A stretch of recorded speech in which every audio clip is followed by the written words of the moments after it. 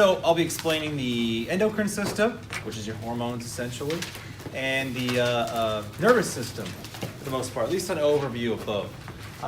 You'll know both the quiz, obviously, and before I forget, the FRQ this week is actually there's not quite enough information on the systems for me to give you an FRQ on that. So it's going to be you analyzing an experiment. So like, the variables, the ethics, the validity, those sorts of things. So be prepared for that tomorrow. But yeah, so I'm going to go through these. You guys already have the notes for it. Normally, like I said, I like to explain, then you write the notes, but just because of timings this week, we had to do it differently.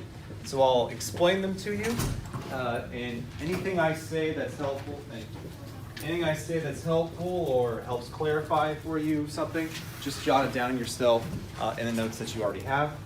If I offer out a question, don't forget, you can raise your hand and answer it and win some Morgan bucks. And we'll take a break at probably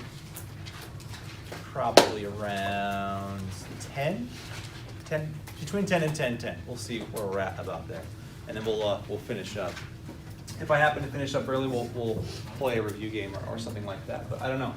There's a lot to get through, and I want you guys to know this stuff. If we don't finish, I'll pick up tomorrow and finish explaining it before the quiz and the FRQ. You guys got that? All right, sweet.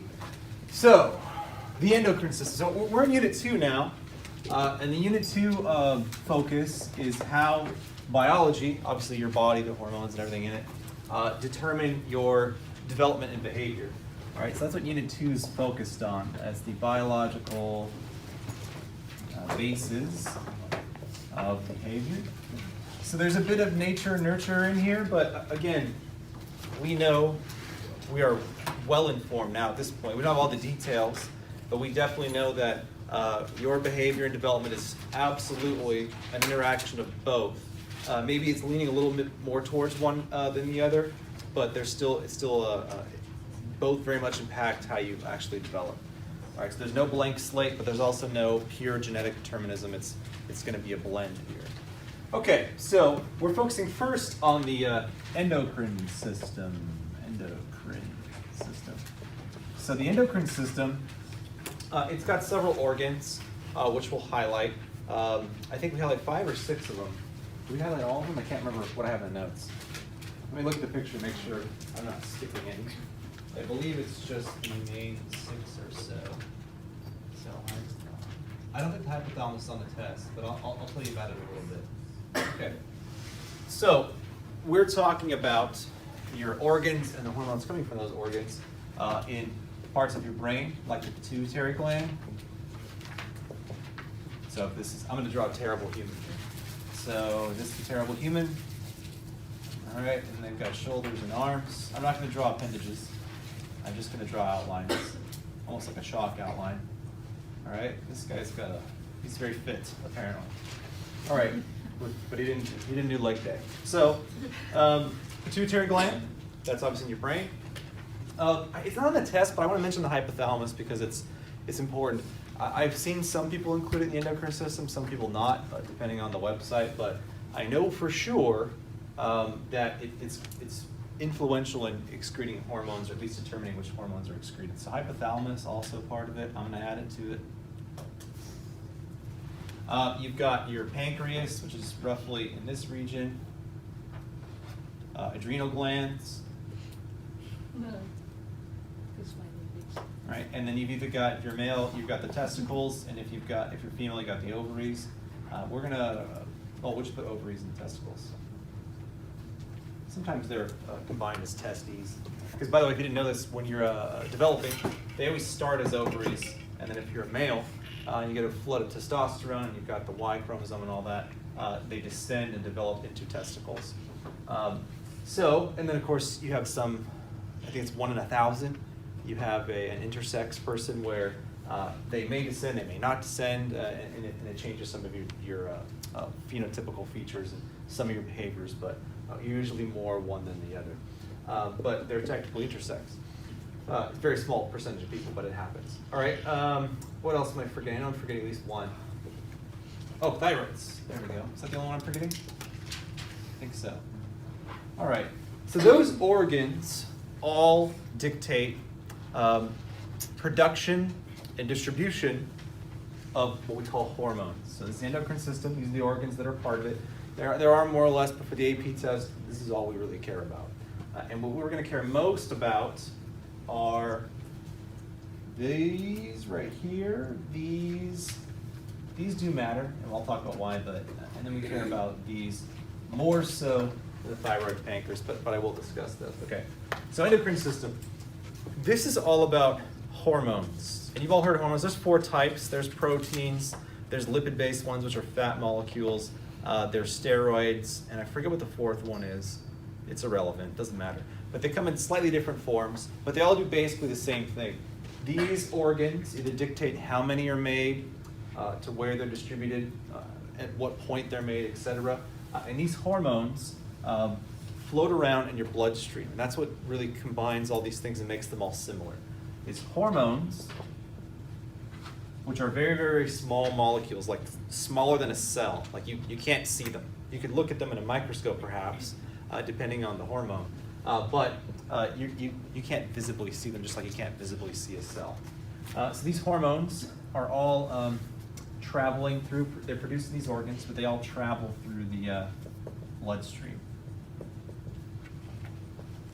And the reason why we point this out is because there's another way your body communicates and determines how you develop, and that's your nervous system. And that one is not through the bloodstream. Does anybody know how that one passes through? How that one communicates to your nervous system? Electricity. Not just electricity. You're half right. Electric signals through your spinal cord. That's true. We got a half right. Electricity is definitely a part of it, at least a static charge. Yeah, it's electricity and chemicals. It's both, which we'll talk about, right? So I'll give you the Morgan bucks for that if I can find my sheet, which is way over here. Okay, that's second period. There we go. Bring this over here, obviously. Okay, so the nervous system, which is what we'll talk about next. Oops, covering up your work here. Which we'll talk about next. I'll put it over here on the side. Nervous system is communicates through a combination of electric charge and chemicals. So we refer to it as electrochemical because it's definitely both. If you take one out, the other is not able to communicate by itself. All right? So if it's electrochemical, would you say that communication in the nervous system is fast or slow? It's really fast, right? It's almost instant. As far as you can perceive it, it's instant. If we obviously look at smaller increments of time, it's not instant. But as far as humans can tell, it goes instantly. All right? Hormones, produced, secreted, and travel through the bloodstream. Would you say those are going to be as fast as the nervous system? They're definitely slower, right? Because they have to be pushed out. And depending on your pulse and blood pressure, it could move more slowly. And obviously the size of your body matters too. But those are going to travel throughout more slowly. All right, and that's important for a couple of reasons. So to simplify it, I think I put in the notes, this is like sending a text message or anything on your phone through any app. It's pretty much instant as long as you both got internet connection. This, though, is like sending mail, right? That could take a while. Even with the best Amazon, it's still going to take a few hours. If you get same-day delivery, it's still going to take a few hours to like package it and send it over, and then you get it. All right, but anything that's on your phone, as long as you have internet access or service, it's going to be nearly instant. So that's kind of a metaphor analogy that would represent these two. All right. So not only do these messages and signals travel slower, like get there slower, but they also leave slower. So slower arrival and also slower departure. And what I mean by that is, let's say, for example, I don't know, you get some sort of hormone therapy, all right? It doesn't even matter what it is. Maybe it's for your thyroid or for your sex hormones, which is for sex hormones, the more male or masculine hormone is testosterone. The more female or feminine one is estrogen. Whatever hormone therapy you're getting, it's not instant, all right? The doctors will give you either a supplement to take or an injection every 2 weeks or whatever it is. And they'll always tell you this if it's a hormonal thing. You're not going to notice any difference for several weeks or months. All right, because it takes a long time for those hormones to spread throughout and saturate your body properly. So it can take 2, 3, 4, 5, 6 weeks, or it could take 2, 3, 4, 5, 6 months for the effects to actually be noticed.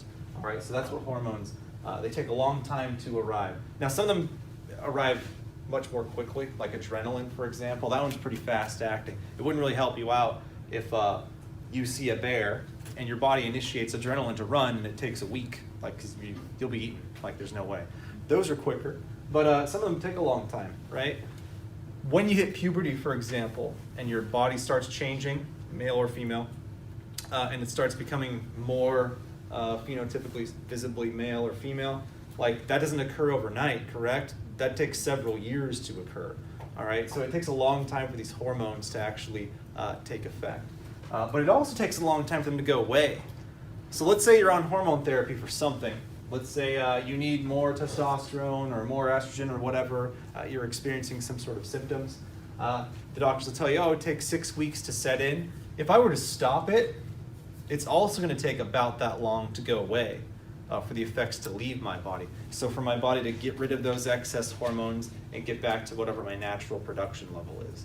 All right, so these things can take a long time to take effect, but also to leave. And it's because they're bloodstream dependent. Okay, so my mouth's going dry already. How can hormones affect you is the question. And it depends on the hormone. But these are incredibly important when we're talking about how you function. Some of the ways we understand how they affect you and some of the ways we don't understand how they affect you. All right? Because hormones can dictate whether or not you are more likely to have cancer or make your cancer worse or better. They can affect how aggressive you are. So that could be verbally, like how quickly you lash out at somebody, or physically, how quickly you resort to violence or how angry you get. They can affect your sex drive. They can affect how much you grow, how much muscle mass you have, how much body fat you have. They control a lot of the features of your physical body and actually how your brain develops and your behavior. So what we'll start with is, we'll just look at each one temporarily. Okay, the two most complex ones that I could not in this class describe to you everything they do, but I'll give you an idea, are the ones that are in your brain, the hypothalamus and the pituitary gland. So I'm going to kind of generalize here, but both these glands are super important. These ones affect your development throughout your whole life time. So if you have an error, for example, or a mutation or a difference, whatever you want to call it, in your hypothalamus or your pituitary gland, like they're too big or they're too small or compared to an average person, that's going to drastically affect how you develop. Because the hormones over time determine what your body's doing, what it specializes in. Okay, and I gave you an example, like the first day of class. Do you remember what example I gave you for the impact of when you're in the womb, like you're gestating, right? You're already conceived and you're in your mom's either fallopian tubes or uterus and you're developing. The presence of more or less testosterone actually changes your brain development and your cognitive abilities. Do you got anybody remember what that was? Was it about math, how males tend to do well more along like spatial mathematics, where girls do better in Arithmetic. Yeah, exactly. Okay. And it's not even so much just the fact that it's male or female. It's actually the exposure to testosterone in the womb. Now, obviously, males are going to get more exposure on average because that's what their genes call for. But if I were to either maybe the mother, for whatever reason, has excess testosterone in there for a girl or not enough testosterone there for a male, that'll actually affect how their brain develops in the frontal lobe, and that also impacts how well they are able to use spatial intelligence, so like mentally flip shapes and things like that, and spaces and maps, or whether they're better at arithmetic, so quickly adding, subtracting, remembering numbers like that. Weirdly enough, that's how it works. So the presence of these hormones have a major impact on how you develop throughout your life. So focusing on these two, the hypothalamus and the pituitary gland, specifically the pituitary gland, these ones determine how many features of your brain and body grow. Pituitary gland, for example, some people call it the master gland. It doesn't have complete control, but it has a lot of control. This one determines along with the hypothalamus, how much you grow essentially. This is the main one, along with the hypothalamus, that dictates how much growth hormone you're exposed to. I think you can guess what growth hormones do. What do you think they do? They make you grow, right? But, so if I have more growth hormones, I'm going to probably grow, be larger, taller, wider, what are bones bigger, muscles bigger, etc. Right? So the presence of those hormones, whether they're high or low amounts, is going to determine my actual body size across many years. All right? So if I have a damaged or abnormal pituitary gland or hypothalamus, that could affect my overall body size and activity. Here's an example. We thought maybe, he doesn't actually have this, we thought my son might have had this disorder called Prader-Willi syndrome. He doesn't have it, we found out, thankfully. It's where the hypothalamus is abnormally small. So what it does is it creates, there's a lot of other things, but I'm just going to focus on this one. It produces way less growth hormone, or at least tells your body to produce less.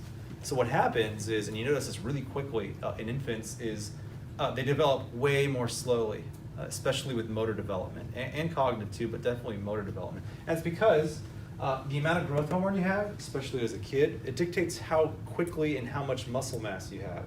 So as you're trying to crawl and walk and grab things as an infant, going up to a toddler, your muscle mass is really important, because if you don't have enough and you can't support your own weight, you ain't gonna crawl or walk, or it's gonna take way longer for you to. So kids with this syndrome or anything similar to it, if their hypothalamus is small or not working properly and they're not producing enough growth hormones, they are going to be smaller overall and they'll have less muscle mass, which means they either can't or it's severely delayed their ability to crawl, sit up, walk, etc., and so forth. So it actually dictates how their muscles develop or don't develop. And they found that it helps, doesn't cure it, but it helps to identify this early and give growth hormone injections as early as possible to keep them on like a normal line of development. There's a whole host of other issues, but that's one of them. Fortunately, he doesn't have any of that. He was just a little bit delayed on his physical development, but his brain is fine. He's catching up on the physical stuff too, which is great. All right, so the hypothalamus and the pituitary gland, they're probably the most impactful as far as your brain development, motor development, because they can dictate the growth hormones that you have, and they also, to a degree, can tell your other glands how much to produce or not produce.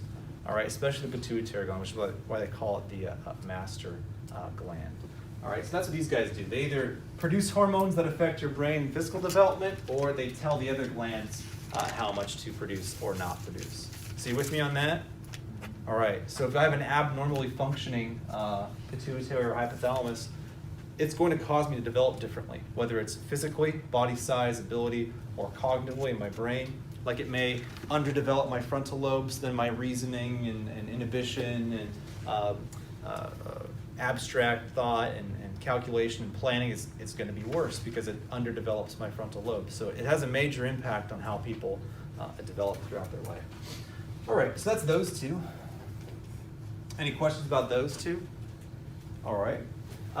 The other two that don't matter as much, well, they definitely matter if you have a problem with them, but they don't matter as much regarding your behavior and abilities. But your pancreas and your thyroid do play a vital role. Like if these things aren't working correctly, you could definitely die and you're going to have problems in your life. But your pancreas dictates your blood sugar. So people that are born with diabetes, I forget if it's I think it's type 1 you're born with. Am I hearing correctly about that? Yeah. Okay. That means they have a problem with their pancreas, or perhaps their pituitary gland, but either way, they are not properly regulating the amount of sugar that's in their blood, glucose, and you regulate that with insulin. So they're either producing too much or not enough insulin when they take in sugar, so they constantly have to monitor their blood sugar, because if it's too low or too high, it could cause them to be woozy, or pass out, or potentially die, depending on how high or low their blood sugar is. All right, so basically, if I go eat a donut and it's full of sugar, my pancreas kind of measures how much sugar is in my blood, and it'll increase the amount of insulin. It's like, oh, your blood sugar's spiking because you're eating a bunch of sugar. So it'll increase the amount of insulin I have, which blocks the use of that glucose, stores some of his body fat, and it regulates it for me. If my pancreas isn't working correctly, it won't respond to that and either cause my blood sugar to be too high or too low. And again, that'll impact my lightheadedness, my drowsiness, my energy, and it could potentially kill me if it gets too high or too low. All right, so those are people that have to manage their blood sugar for their whole life. You can also inflict it on yourself by eating poorly and having bad health. Being overweight increases your chance of having this, of developing type 2 diabetes, I think, which is the one that you develop on your own. You could develop later in life with either poor diet, poor health, poor choices, or whatever. Or just environmental things happen. So that's the pancreas. It's pretty much just regulating, so far as I know anyway, your blood sugar. And again, if that's not functioning properly, it's going to make your life definitely more difficult. You have to constantly prick yourself and take insulin or eat sugar, depending on the situation. Thyroid, similar. This one regulates your metabolism. Anybody know what metabolism is? Close. It doesn't have to do with digesting as much. Energy management, essentially. All right? So people with a high metabolism, do you think they burn or they store a lot of energy? Burn. They burn a lot of energy, right? So lower metabolism uses less energy. Okay. Which one do you think gets me to live longer? High metabolism or low metabolism? No, it's actually low. They found out that creatures with higher metabolisms actually live far less long. They think it has to do with the energy and the replicating of cells and the screw-ups in DNA. It accelerates that if it's going faster. But that's actually a major reason why women, on average, live 5 years longer than males, because males have a higher metabolism on average. Obviously, if I take an individual male and an individual female, just randomly grab two, the female might have a higher metabolism. But mostly, if I took all males and all females got their averages, their mean, males have a higher metabolism, and that contributes to earlier deaths for males, generally speaking. That and the fact that males have more dangerous jobs and they're more likely to be killed through a violent means, stuff like that. But if you're just looking at biological, higher metabolism usually means earlier life. And that actually goes across species too. They found that out. So tortoises live a really long time. It's because they have lower metabolisms. Whales, I think, have pretty low metabolisms. Elephants as well. And then ones that have really fast ones, like mice, they don't live long at all. Insects, most insects, super high metabolisms, super short lifespan, right? And that's kind of a correlation there. Probably a causal one. Okay, so that's what those two do. So obviously if I've got a thyroid issue, let's say it's not properly managing my metabolism, it could cause me to gain a bunch of weight much more easily than somebody else. Because if I'm somebody with low metabolism because my thyroid's malfunctioning and I eat 2,000 calories, but my body, let's say, I have a malfunctioning thyroid or whatever, it only burns 800 calories a day. I have a really low metabolism. What's going to happen every single day? It's gonna be stored. Yeah, I'm going to have 1,200 extra calories every single day. And I think it's roughly, is 1 pound of body fat 3,000 calories? No, that can't be right.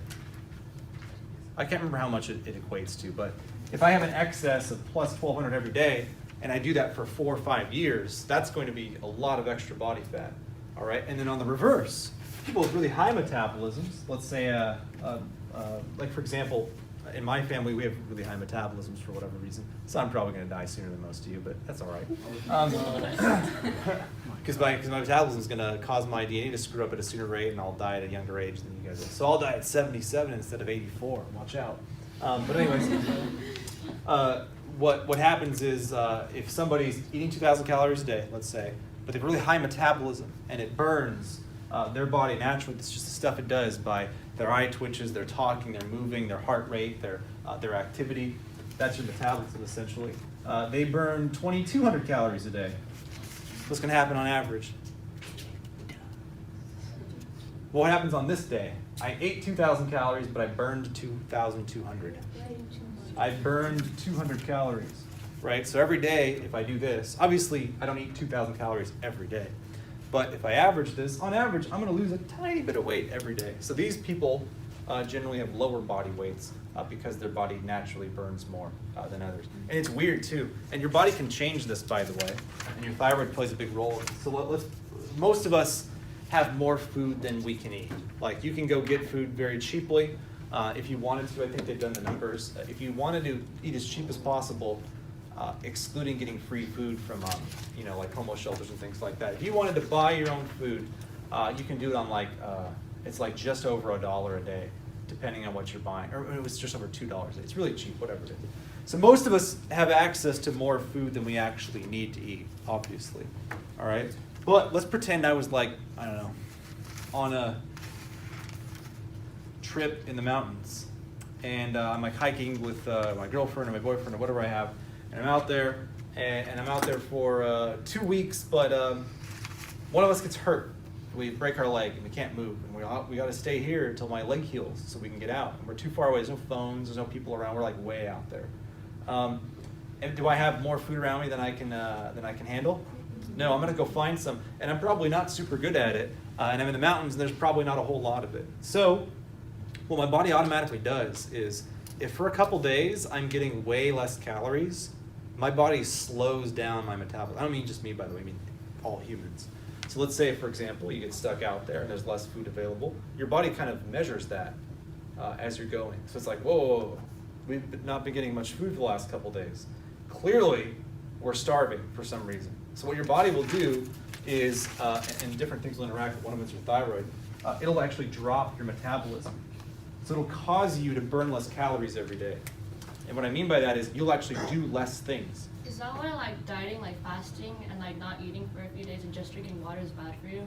It could be, potentially. You generally don't want to, if you're going to lose weight and you want to keep it off, or gain weight and keep it, you don't want to do these major spikes, because you'll sort of fool your body into thinking, oh, I'm starving. So like, let's say you do that. You like go like no calories for 7 days. You're going to make your body think you're actually starving. So what it'll do is it'll basically shut down a lot of the things you don't need to do. It is so weird. It'll do everything it can to save as much energy as possible. Like your body's pretty smart, actually. So if you did that for however many days you fasted, you'll lose less weight than you could have if you made it optimal. Here's what I mean by that. So let's say I am fasting for 40 days or 30 days or whatever, or 7 or whatever I'm doing. Your body will be like, well, we're not getting any food, so we got to really shut down how much fuel energy we're using. So they've done studies. You'll move less. You'll twitch less. If you normally sit there and tap your foot, your body will automatically make you not want to tap your foot. Your body will make you want to get up less. You will actually breathe slower. Your heart will beat slower. You will blink less. It'll save money or save energy on blinking. All of the processes in your body that normally go to building and breaking things down, those will all slow down. So your body will use your muscles less. They'll break down your muscles more to extract energy if they need to. It'll save as much of the body fat as it can, actually, if it thinks it's starving. So if you try to like shock your body to losing weight, yeah, you'll lose some weight. You lose a lot of weight. You'll also lose a lot of muscle mass. And then when your body goes back to normal, like, oh, thank God, we're back to normal. And it'll just like stock up because it thinks you got food again. And it'll store as much as it can. And what we find out is most people that try to lose weight like that, they'll lose the weight initially, and then they gain it back and more. Because once your body gets the food back, it's like, oh, thank God, we're not starving. Quick, store as much of it as we can, so if we starve again, that we will be okay. And then you end up gaining more weight. So that causes you to want more food than you normally would, and it goes back up. So if you're wondering the best way if you're trying to lose weight, the best way to do it is to do it incrementally, slowly. So you try to figure out what you burn each day and go a little bit below it. So I don't know, let's say you burn 2,000 a day. You probably want to do something more like, oh, I'm only going to have 1,600 calories a day or 1,500. So it's a small deficit. So your body doesn't think you're starving. And you also want to exercise too, because we're getting really intricate here. You want to exercise too, because if you break down your muscle, which is what exercise is, you're actually using your muscles to the point that they can't handle it anymore, and they start actually having these little micro tears. And that's why if you go to the gym and you do a bunch of bench press or squats, you're sore the next day. You actually broke a little bit of your muscle fibers. So your body goes, oh, we use those a lot. Let's make them stronger. So instead of building back exactly the same, they add a little bit more to your muscle fibers, the ones that broke anyway. And you do that over a lot of days. So if you do that, you keep your body thinking that you're okay. It actually builds up a little bit more. So you're losing body fat and you keep building muscle, so your body thinks you need to build up more. So that way when your diet's done, your body looks at your muscle mass and says, oh, we're fine, we weren't starving. My muscle mass is actually bigger. I could actually probably chill out if I want to. But if you just went on starve mode and didn't exercise, and your body used a lot of muscle tissue to try to live, it's gonna be like, oh God, we gotta put this all back. You should be really hungry. And then it activates the hormones that make you hungry, and then you eat way more than you normally would. So, you guys remember that show? I can't remember what it's called. Extreme Weight, what? No. Not Weight Watchers. No, that's just a program. There's a show, Biggest Losers, yeah, thank you. Those guys lose a ton of weight super fast because that's what they're supposed to for the show. But guess what happens to almost every single one of them? They don't just get it back, they gain more than they initially had because they tricked their body into thinking they were starving. They lose a bunch of muscle mass. So when they're done, their body's like, oh God, we've got to stock back up. So it immediately activates all of the glands that make you feel hungry, and you eat more than you normally would. But if you lose it at a slow rate and you work out the whole time and your body's overall muscle mass doesn't drop or it increases, your body won't think you're starving, so it won't make you more hungry when you're done dieting. So you'll stay. You're much more likely to stay at the weight that you want, whether it's higher or lower. Most people want lower, but some people want to get higher body weights. Anyways, but that is, it's not irrelevant because that is all related to hormone regulation. All right, and that's how your metabolism works, and that's how your body weight kind of manages itself. All right, so that's the thyroids, that's the pancreas. Adrenal glands, these ones are actually quite important as well. Anybody know what adrenal glands are for? Obviously, it secretes adrenaline and norepinephrine, but what do those do? It activates your fight or flight. So if you're in a situation where, like a bear, like you said, you can run and you'll be faster than you normally are. Right. Because you're It doesn't mean I'll be faster than the bear, but yeah, I would be more energetic and faster than I normally would. By the way, it doesn't just make your muscles more energetic and faster. Your actual brain works faster when you're in that state. You actually register decisions and neural connections more quickly.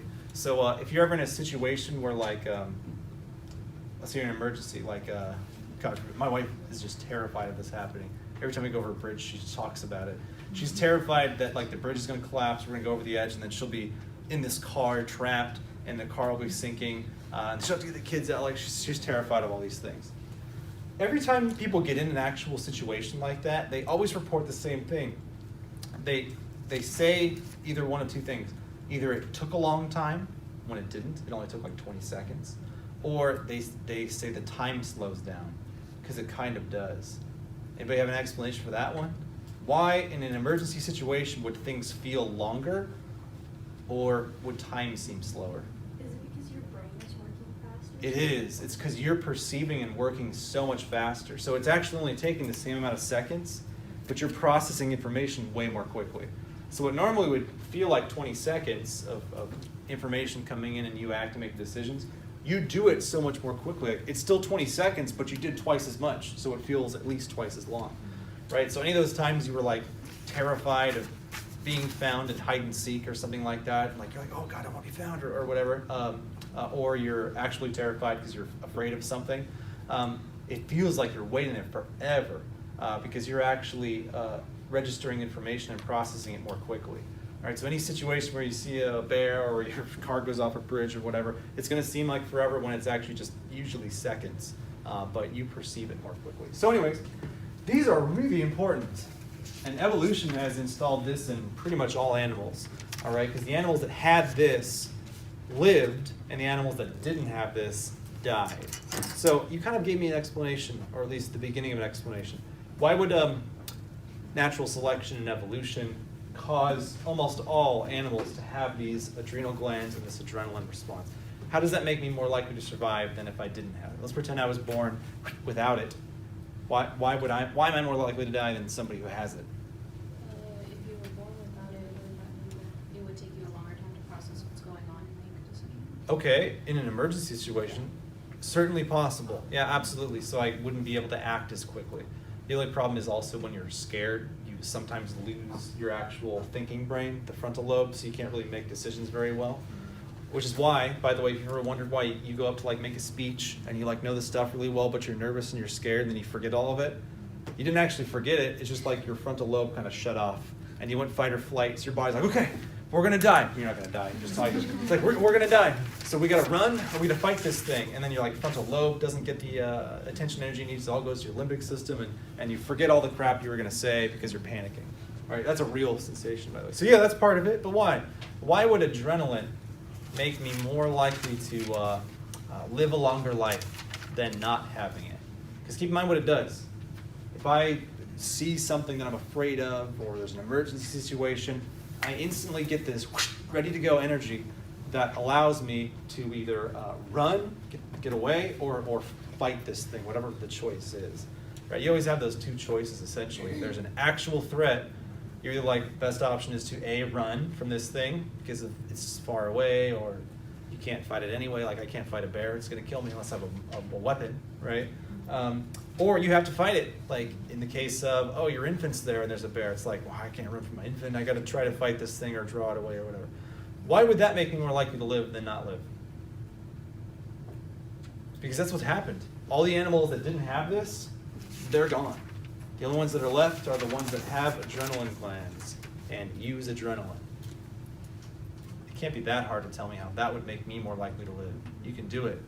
I believe in you. Those of you who are terrified to have a wrong answer. I don't want anyone to think I don't know. I'll sit up here. The internet and I will wait. You're most likely to get out of bad situations faster. You are slightly more likely to get out of those situations, right?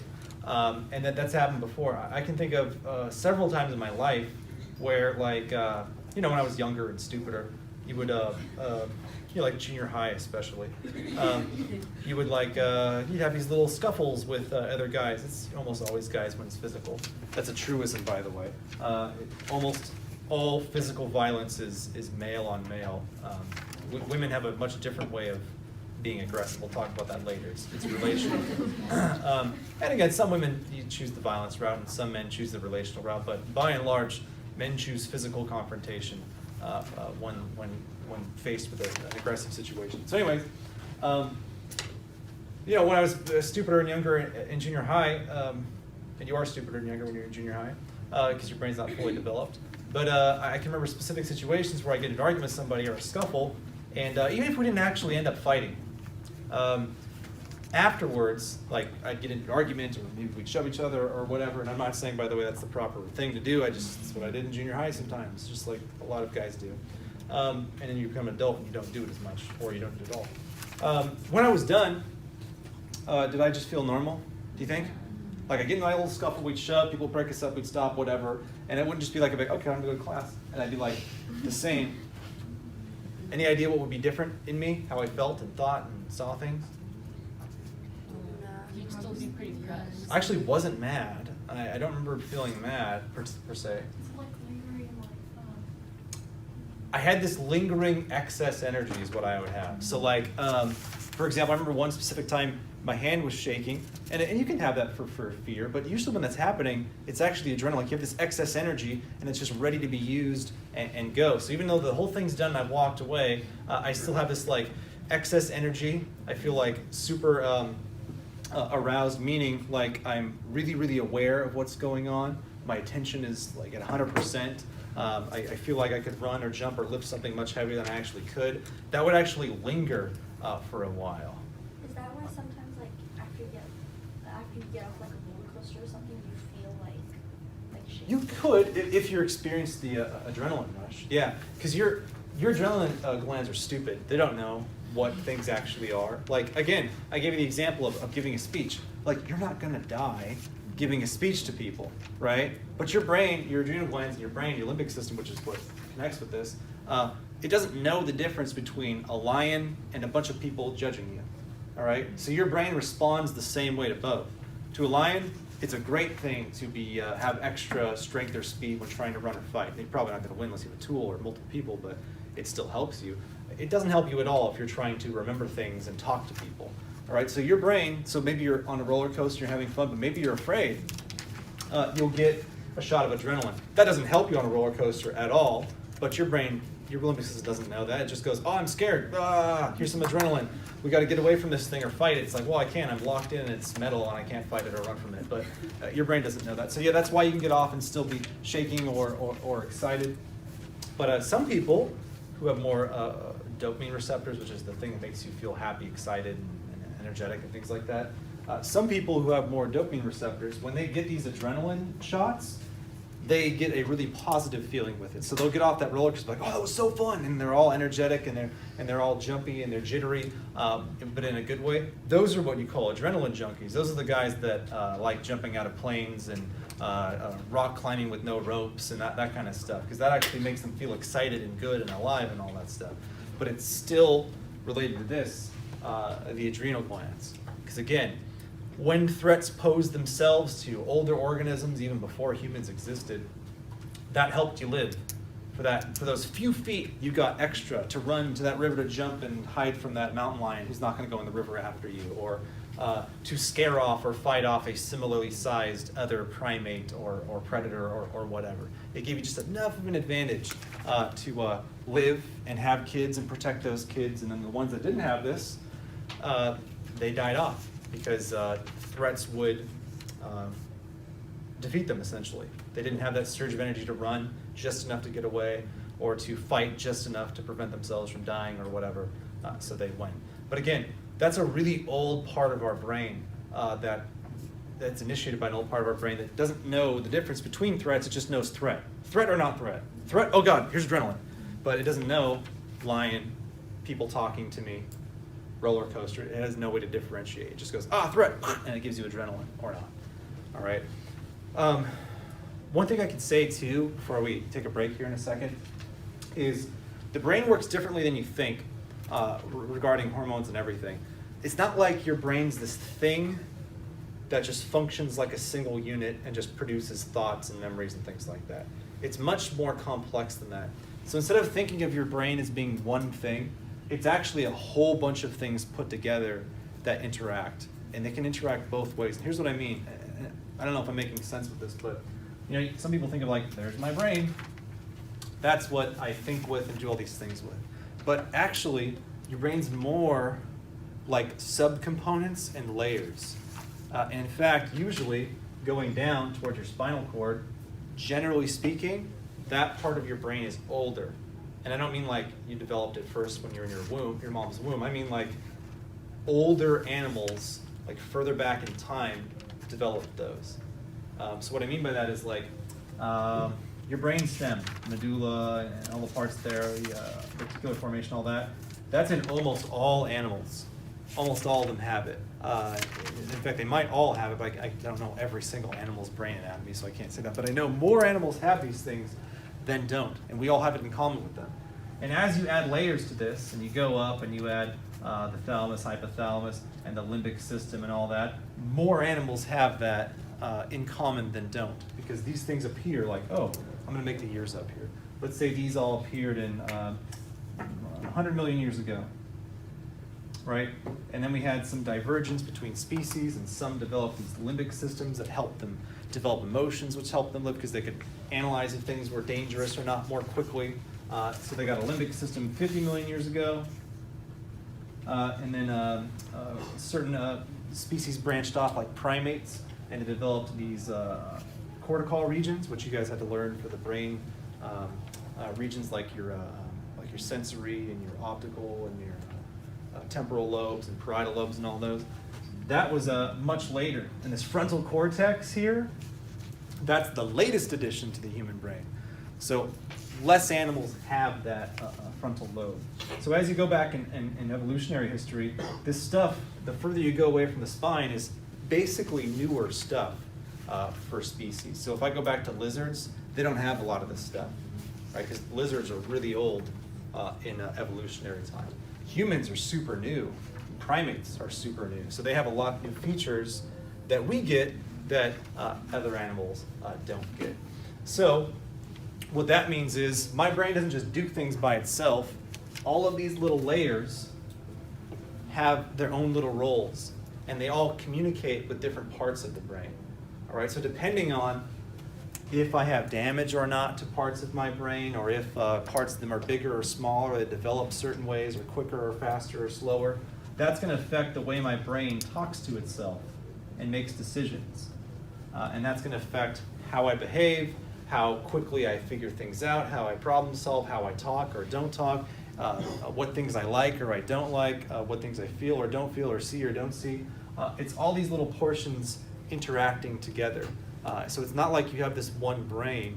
It's like you have a whole bunch of tiny little substructures that all communicate with each other in some way, shape, or form to equal what you do and see and feel and how you behave. All right, so it's way, way, way more complex than we ever thought. Like your heart just does one thing. It just pumps. Your brain does like just hundreds and hundreds and hundreds of things, and they all communicate with each other really quickly to equal what you do. And it seems like it's one thing just going, but it's actually a whole bunch of tiny things all communicating with each other. All right, so like for example, your amygdala, which is where a lot of your fear and aggression comes from, it's not all by itself. It doesn't just act on its own. It might send signals for fear or aggression, but it also talks to your frontal lobe here. There's some back and forth. So it might be like, oh, you're angry. You want to hit that person. Screw that person for calling you that name. Hit him or call him a name. But it doesn't just command your body by itself. First, it communicates with part of your frontal lobe. And your frontal lobe, depending on how developed it is or strong it is or utilized it is, can be like, whoa, whoa, whoa. Let's not punch that guy right now. That's your boss. You'll get fired. It'll ruin your life. Or that's your husband or your wife. You're going to ruin your life and get divorced.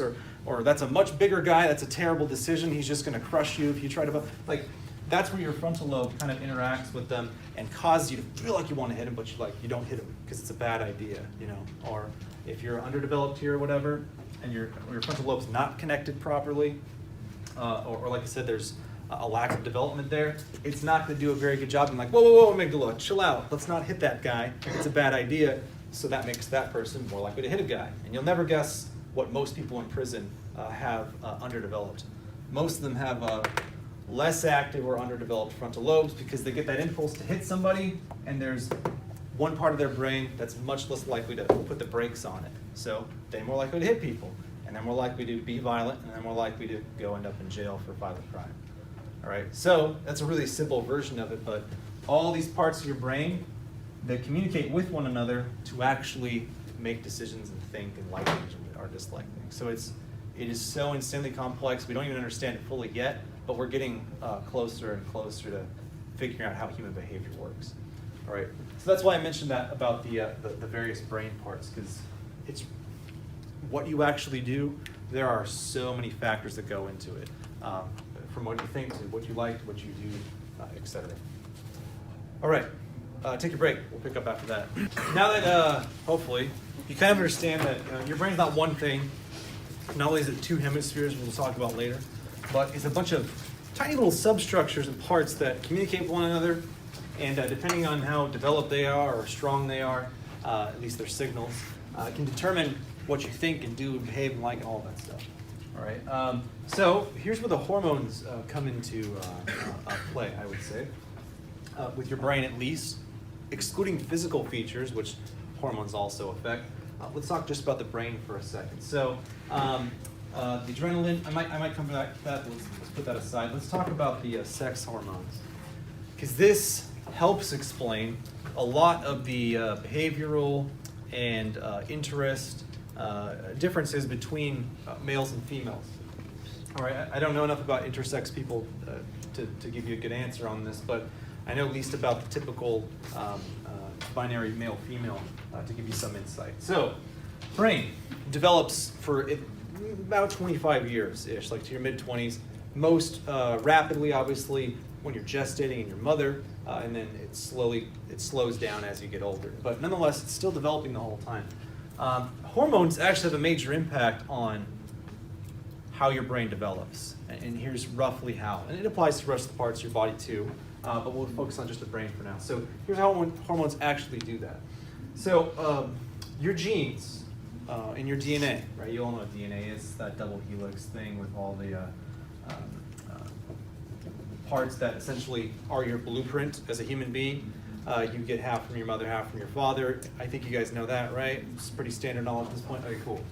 So if you look at your DNA, it has different expressions or alleles in it. And if you look on a chromosome, it actually has genes. I should have said genes, actually. Genes that form to make alleles. So this DNA wraps up, and it roughly forms the blueprint structure of your chromosomes. All right, so your chromosomes aren't just like these. This is an X chromosome. Males have one, females have two in each cell. And what happens is it's broken up into little parts. So it's not just like an X, like a blob that does something. The genes in it are little tiny fragments that go up the entire chromosome itself, right? And then of course the males, they got the Y. I think the Y is actually smaller. I can't remember exactly, but it's the same idea, right? So that would be a male right there. This would be a female without this. And then intersex, I believe, is those three. It's XXY, which is why it ends up being different, or kind of in the middle, or however. All right, so male, female, intersex. What these hormones do is the presence or absence of these hormones can affect which of these genes are turned off or on. All right, and genes are super complex. I think we got 34,000 or 30,000 or something like that for human beings, or 35, something around there. But it's more than that, because it's not just like you have 35,000 buttons that do something or don't. It's more like, oh, I've got 35,000, but if this one's on, then this one's on. But if this one's on and this one's on, they turn this one on. Like, there's all kinds of interactions. So it's way more than 35,000 things that happen with these genes. All right, and hormones can dictate what's turned on and off and activated or not activated, or increase the amount of things they produce, or whatever. All right, so those hormones will float through your bloodstream, all right, and they're a certain shape, okay, because they're made of molecules, so they're a certain shape. So let's just pretend testosterone is shaped like this, all right? That's not how it's shaped, but let's just pretend that's how it's shaped. So on these cells, they have receptors for testosterone, and they're shaped just the same way, because you can plug them together like a puzzle. All right, so let's say there's a testosterone receptor. And I'm oversimplifying here, but I just want to get the point across. So it's just sitting there. It's not doing anything. All right, so a molecule of testosterone floats on by, and it fits in there. Yay, connection made.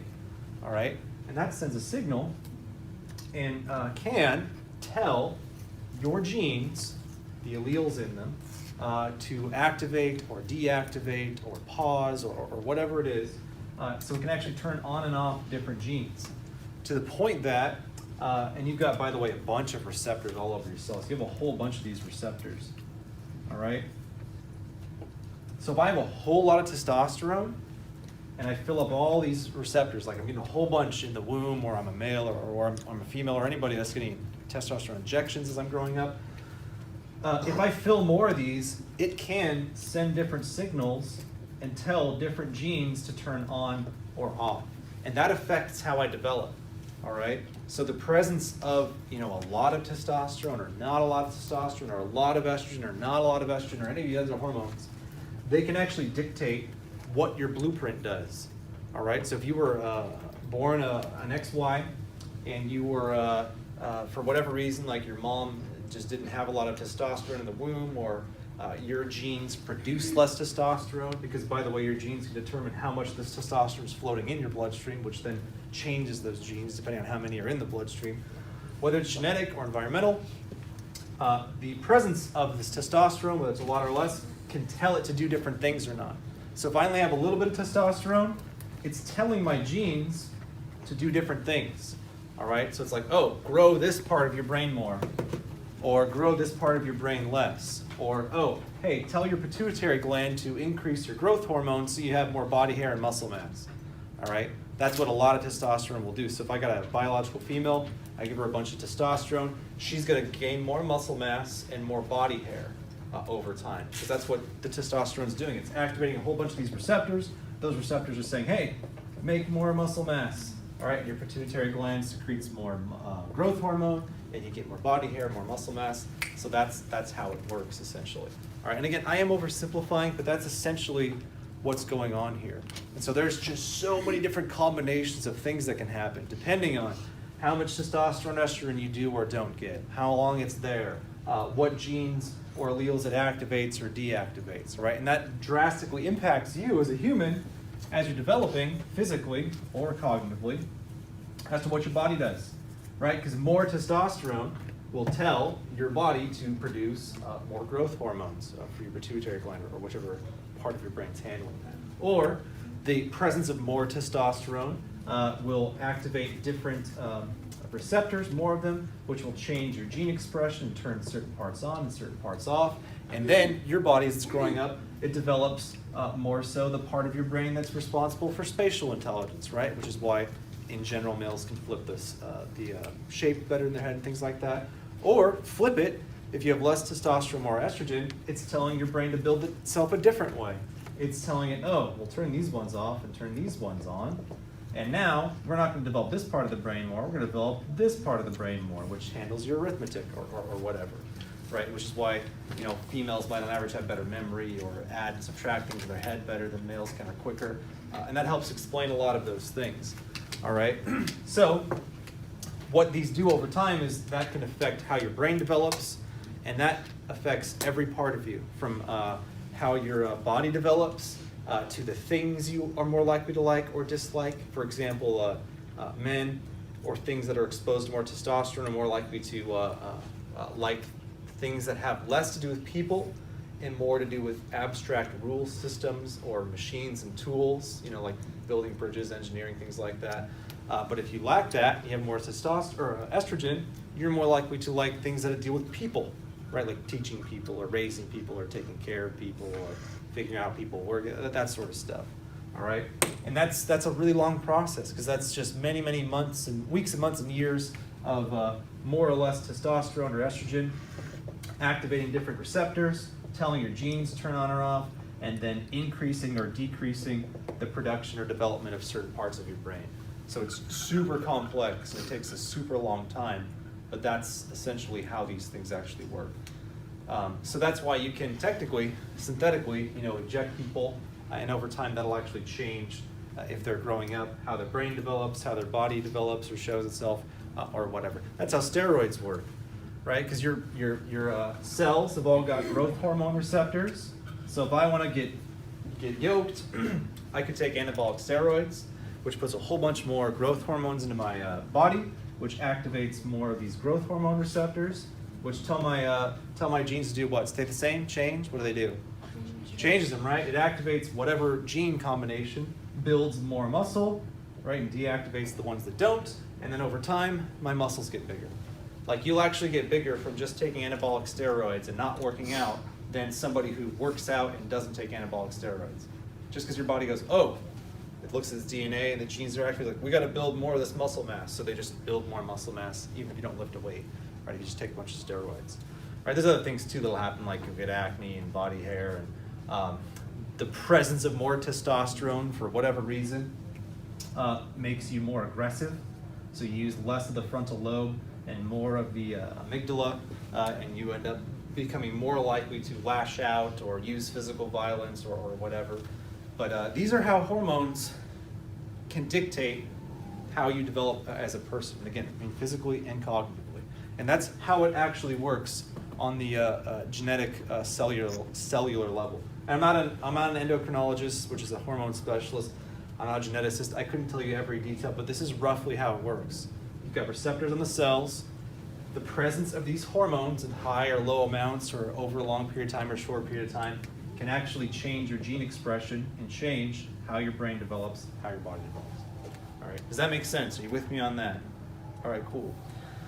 So just know this, and this is testable. Like this is run the gauntlet through many, many, many genetic tests where they can control these things. They can say, all right, let's take mice or humans or chimps or whatever, and let's give them more testosterone or more estrogen or less testosterone, less estrogen, and see what happens. And they find a lot of common developments occur. And that's how they find out that these things are linked, essentially. All right? So here's an example for sex hormones. They took, and this is in another note page later, I think, but I'm going to reference it now. they wanted to see the link between aggression and testosterone, because they had a theory like, oh, look, for some reason all these guys in prison have really high testosterone, and all these really aggressive dogs have high testosterone. How could I find out if testosterone is the reason why they are more aggressive? How could I test that? So I have a theory, right? I'm like, oh look, there's a correlation here. Let's look at how likely a person or a dog or whatever is to be violent. 10 is like they're super violent. A 0 is they won't ever harm you no matter what. And here's the amount of testosterone they have, like, 100,000 whatevers per unit of blood, and here's 0. And what they find is, it's like this. Like, oh, look at that correlation, right? How would I find out if these just happen to be correlated or they're causing one another? How could I find that out? How could I test it? Like, I looked and I can see it, but I don't know if I change the testosterone, does that change their behavior? How could I test that? Like if they're put into a situation, like a bad situation, and see how they react to it? It's less about the situation. You want to see if the testosterone changes their behavior. Like, we already know what they do. This guy is really likely to hit somebody if he's mad. This guy would never hit anybody even if he was angry. All right? So we already know what they do in the situation. What we want to try to see is if this guy, we can make him less likely to hit somebody, or this guy more likely to hit somebody. How can we test that? You give the guy more testosterone? Yes, okay. You could either deprive people of testosterone, or animals, or you could give them testosterone. All right, and they do both. All right, so they have some instances where, for mice, for example, they found that if they took really aggressive males that were over here in the spectrum, like they were very, very willing to fight other mice, they got into more scuffles and things like that, however they defined it by biting or scratching or whatever. They're like, wow, these guys really bite and attack a lot of other mice. All right, let's measure their testosterone. Oh, their testosterone's higher than the other mice. All right, it's like, how do we reduce this? So what they would do was they would take these mice that were super aggressive and they'd castrate them, meaning they would surgically remove their testicles. All right, and that's, as far as I know, that's the only place where testosterone's produced for males, at least. I think the female ovaries also do some testosterone, but you remove those, guys essentially have no testosterone. All right, so they castrated the mice, put them back in the cage. Guess what they found out happened after a few weeks went by and their hormones reached their new levels? Guess what happened to the mice? The really aggressive mice that are now castrated with no testosterone. Yeah, their violence, their likelihood of being aggressive dropped dramatically, right? They all of a sudden went from being up here to dropping their testosterone, and oh, what do you know? They almost never got in fights after that. They became these docile, very harmless, could easily be taken advantage of, but non-aggressive mice, all right? Could we test the reverse? How can you test the reverse? What? Yeah, okay. You could take ones that are mid to low, or we'll just say low, for example, and jack up their testosterone. Just inject them. All right? So what do you think happened to the mice that were not doing anything aggressive before, that they added a bunch of testosterone to? What do you think happened? Yeah, they became more aggressive. They've gotten into more fights and things like that, more scuffles, right? And that's exactly how you could test. They've done this a bunch of times, a bunch of different animals. They done it with bulls, they done it with people. They didn't castrate the people, but they would take people that had lower high testosterone, they would inject them, or they would they would block their testosterone receptors, because there are some drugs or chemicals that can, so if you zoom in on the cell, right, you got your X and Y chromosome, or your XXY, or whatever you got, whatever you are. It's got a bunch of receptors, right? Those can only turn on if a testosterone like hops on over and activates it, right? It's like a switch, kind of. Some medications, these are called antagonists, it's in the notes actually, they can block it. They'll walk up to the receptor. What was their shape? Like this? They'll walk up to the receptor that's waiting for testosterone, and then they'll be like, hello, and they'll just block this without activating it. So then testosterone comes up and it goes, oh, and it bounces off because it can't activate it. So they can give them chemicals or drugs that block these receptors, whether it's estrogen or testosterone or whatever. And the same thing happens. They give them the blockers, the ones that were aggressive, they are now way less aggressive. Or the ones that give a bunch of extra testosterone, so it's activating way more of these, that's going to make them a lot more aggressive.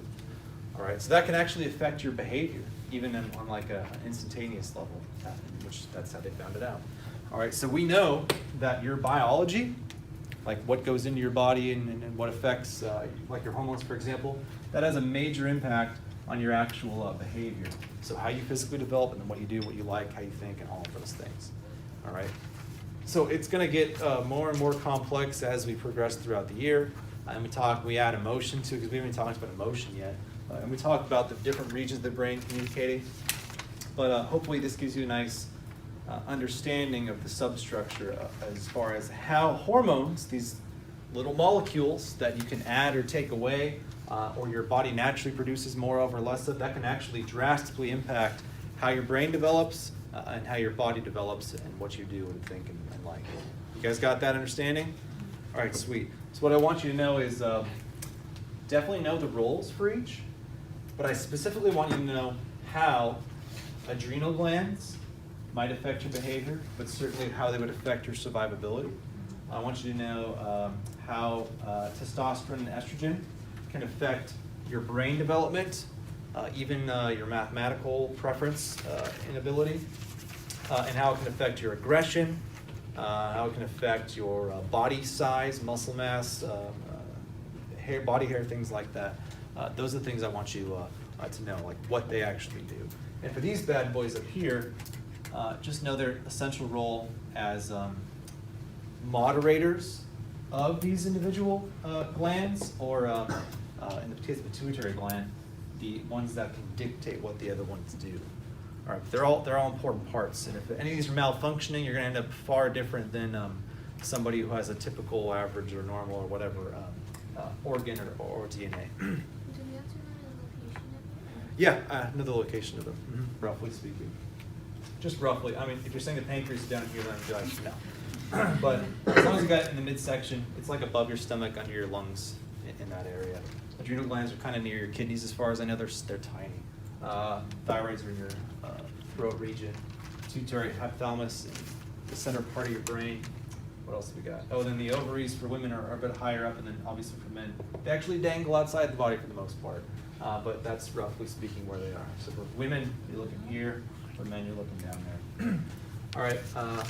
So yeah, know that. And also don't forget the part two about how they're much slower to arrive and they're much slower to leave. So if you ever go through hormone therapy, it's going to take a while to see the effects of it. And if you stop it, it's going to take a while for those effects to go away. And also, they can permanently change you, especially if you're developing. So if you take a bunch of testosterone as you're growing up for whatever reason, it's actually going to change the way your brain forms. It's going to change the size and shape of your amygdala. It's going to change the size and shape of various regions of your frontal lobe. It'll make you bigger or smaller, because that's what makes you gain more muscle mass and size and things like that. So it'll drastically change you. So hormone therapy or hormone exposure could actually permanently change some of your features, but certainly they will in the short term. And again, I want you to know how. In fact, why doesn't somebody tell me how these hormones actually do change you, your genes, your structure, or whatever? We'll go parts. You don't explain the whole thing. Just explain to me a part of it, and we'll all put it together, and I'll give you Morgan bucks for explaining your part. So let's start from one. I don't care which one you pick. Well, hell, we'll just look at the sex hormones. Testosterone and estrogen. How would more or less these things actually change? I mean, actually, mechanically in my body, how would they change me? I want the process. Testosterone makes you more aggressive. Okay, that's the effect, but I want to see what actually happens in my body to change whether it's my aggression or the structure, size, and preference of my brain and body.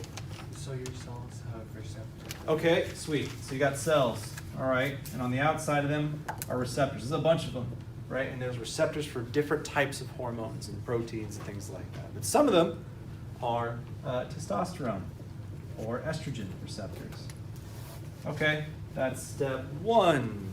All right, what's next? So I've got receptors. Can these receptors take any hormone? No. What kind of hormones can they take? Well, it's specific, right? They only fit a certain shape, right? It's like those little toddler sets where they have like shapes like a star and a circle. It's like you can't shove the square to the star. It doesn't work. Right? It only fits if it's an actual star. All right? So I got a bunch of receptors. Crickets. They turn on and turn off genes. Oh, they can, but how am I turning them on or off? Like it has to fit inside of the. Okay, sweet. So I got, and there's a lot of factors here. if I have a lot more testosterone receptors than somebody else, I might respond differently because let's say I have only a tiny amount. Even if I have a bunch of testosterone, it doesn't matter. If I've only got a tiny amount of receptors, they can only do so much, right? So the amount of receptors can actually affect you, and that's genetic, right? The amount of receptors you have that you're just granted at birth, like that's genetic. So that's how genes can actually affect us. Okay, so I got my genes here, my chromosomes, right? And the different combinations they call alleles. So male XY. Female, I got an XX. Intersex, I got XXY. But just know the difference there, because that's female, that's male, that's intersex. All right. Okay, cool. So they float around, and if it's a testosterone, it'll land right here, and that'll actually engage different proteins and signals to do different things. All right. What's changed here then? So these proteins are told to do something. What do they go do? But they signal and the genes like to turn off. Yes, right. So it signals these little proteins. Those are the things in your cells, but I forgot to mention this, that actually like go around and do stuff, turn things on or off, or build or break down things. We actually don't really understand how they work because like each protein like has a job and it just goes and does that job. And it's like what tells it to do the job? We don't know, but we know it does it. So at least as far as I know, we don't know. These proteins go over and they turn off certain genes or alleles or on. All right, and the different combinations that are on or off make my cells do different things.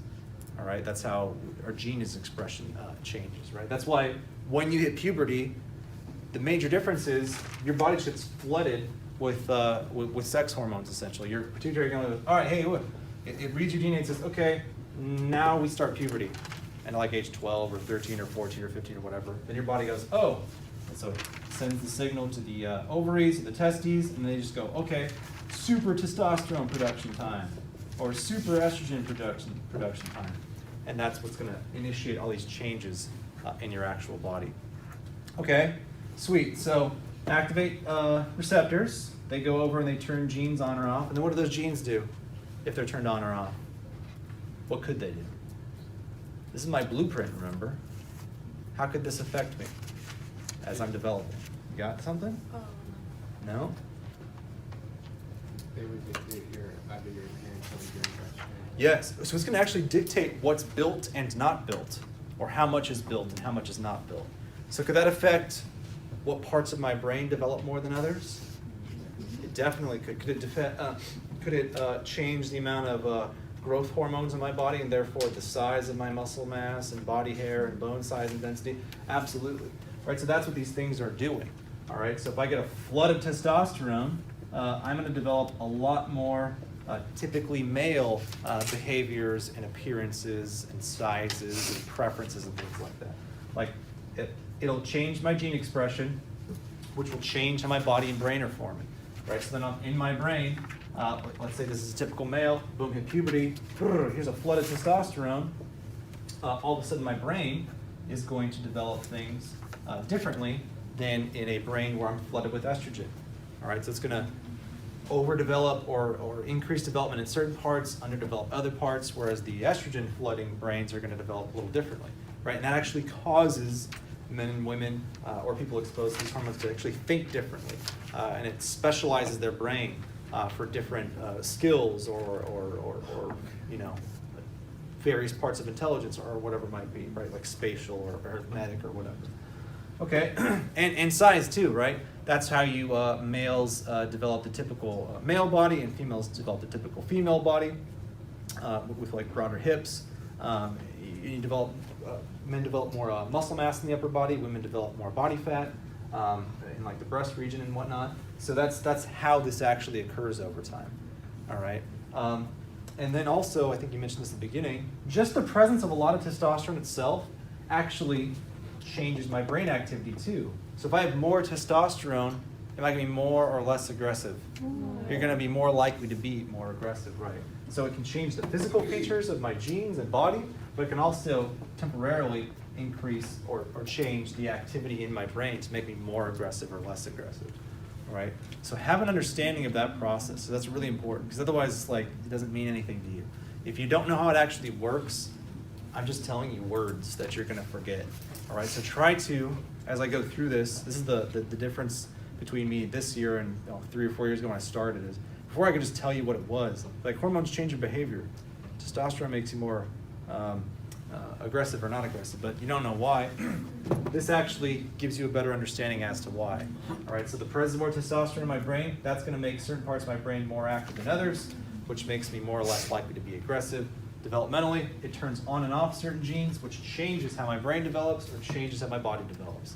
And it does that through these receptors. All right, can I block these receptors? Yeah. I can, yeah. You can have antagonists that block these things out activating. Here's an example. My mom had breast cancer, but it was a type of breast cancer that was caused or worsened by estrogen. So like having estrogen in her body would activate these genes, which would send these proteins to tell those cancer cells to replicate, like make too many, which would have inevitably killed my mom. So they caught it early. They got her on chemotherapy, which kills fast-growing cells, not slow-growing cells, and cancer cells grow fast. So that's why you feel sick on chemo, but you don't die. Well, you would if you did too much or too often, but they give you just enough poison to kill the fast-growing cells, which are the cancer cells, but and your hair, that's why your hair stops growing too. But your slow-growing cells, they're not really affected by it. So what they did was they killed off as many of those cancer cells as they could with radiation and chemotherapy, but there's still the problem of, well, you still got a bunch of estrogen, and the way your genes respond is if you got a lot of estrogen, they're gonna find these cancer cells you have and tell them to build way more of themselves way more quickly. So what do you think the doctors have my mom doing now? She can't just do chemo all the time. So what do you think they have her on now? Not testosterone, good guess though. Is it just to do with the estrogen? Like something that like blocks. Yeah, exactly. So I'm not actually sure if it prevents her from producing estrogen or it just blocks the receptors, but it does one of those two things. All right, so her medication either stops estrogen production, so now it's not as much of a chance of these cancer cells replicating because the receptors aren't being activated and told to build more of themselves quickly, or it's blocking the receptors so they never get activated. Because remember, if you activate a receptor, that tells a little protein to go over here and turn this on or off, and then that changes how your cells actually behave. So if you were on a medication that's blocking the receptors, what would happen to the hormones in your system? They wouldn't be there, but they wouldn't do anything. So if I blocked all of my estrogen receptors, I could have a bunch of estrogen, wouldn't matter, because none of them can go in and activate these cells. It might change my behavior, because it might actually change the chemistry in my brain, which make me more likely to do things or not. But as far as the cells go and activating these cancer cells, those receptors are blocked, so it wouldn't do anything. So hypothetically, my mom is much less likely to develop this again, at least in the short term. All right. But yeah, as we figure more of these things out, we understand more clearly how we develop, how diseases work, how we can stop them, how we can accidentally make them more likely to happen, and things like that. Oh, another one too, they figured out why vegan diets are best for fighting cancer. And the reason is, and this is a personal choice, you don't have to do this if you don't want to, but the reason why they found that if they put people on a vegan diet, which means you're eating no animal products, no eggs, no milk, no meat, or whatever, for whatever reason, people recover from cancer at a much higher rate. And they're like, why the hell is this happening? They didn't understand. They figured it out, though, they think. It's because when I eat animal products, so my mom's vegan now, by the way, because she wants to reduce the chances it's going to happen again. Animals have in them growth hormones, especially dairy raised things. They want the cows to be bigger and to produce more milk, so they give them growth hormones to do that. So if I go and I eat the milk or the eggs or the meat or whatever, I'm actually getting and ingesting growth hormones from animals. All right, so what that does is that puts in my bloodstream, what do you think enters my bloodstream? More growth hormones, right. So I got a whole bunch of growth hormones coming in, more than I produce myself because I'm getting them from animal products or whatever. And what that does is that goes to cancer cells, which you may or may not have already, and it says, hey, we're growth hormones. We're going to roll up, we're going to hit the growth hormone receptor, and we're going to tell you to produce faster and more and give you more energy to do that. So those, if I'm eating those animal products and I have those cancer cells, they'll actually produce much more quickly. which means my body can't keep up with identifying them and killing them, because that's what your immune system does. Like, you have cancer cells right now, but your immune system is like floating around going, hey, hey, hey, bad cell, and kills you, essentially. But if they're growing too quickly and you don't have enough white blood cells or whatever to identify them and kill them, that's when you actually have the cancer spread. It ends up eventually killing you. So they actually found that when you cut off these animal products and you cut off the growth hormones, it makes your body much more able to fight off the growth of cancer cells. And they actually tested it too, like, okay, well, maybe we're wrong. Let's just inject people with growth hormones in the blood and see if the cancer cells grow more quickly. And that's exactly what happened. They just took blood with cancer cells in it, put a bunch of growth hormone in there, and the cancer cells built much more quickly, much more rapidly. I saw pictures too. It was like, here's the one with growth hormone. And it was like, the dots were cancer cells. There was a whole bunch of dots. And it's like, here's the blood without the growth hormone. It was like 2. So it's like, oh, well, that's definitely a contributing factor. So hormones are super important. They're slower, but they absolutely help determine who you are, cognitively, behaviorally, interest-wise, and body. So understand that. You know, I actually intended for the endocrine system to be like 20 minutes, and it turned into like 90. But hey, now you know. And that's what I want you to know. I want you to know how it actually works. That's going to help you remember it much more easily. Any questions about that?